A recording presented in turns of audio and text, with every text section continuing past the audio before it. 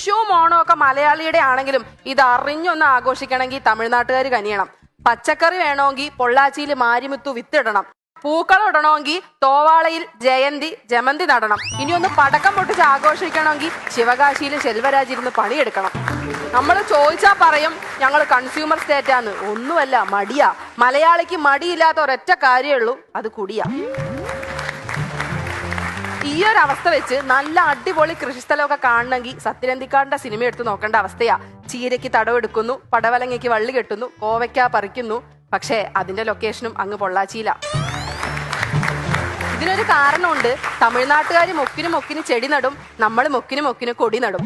ഈ ഒത്തൊരുമ പക്ഷെ ഭക്ഷണത്തിന്റെ കാര്യത്തിലൊന്നും ഇല്ല കേട്ടോ. ഭക്ഷണത്തിന്റെ കാര്യത്തിലേക്ക് വരുമ്പോ വിഷുവിന് തെക്കോട്ട് വെജ് ആണെങ്കിൽ വടക്കോട്ട് നോൺ വെജാ. ഓണത്തിന് തെക്കോട്ട് നോൺ വെജ് ആണെങ്കിൽ വടക്കോട്ട് വെജ്. വെറുതെ അല്ല നിങ്ങൾ തെക്ക് വടക്ക് നടക്കണം അല്ലേ? പക്ഷെ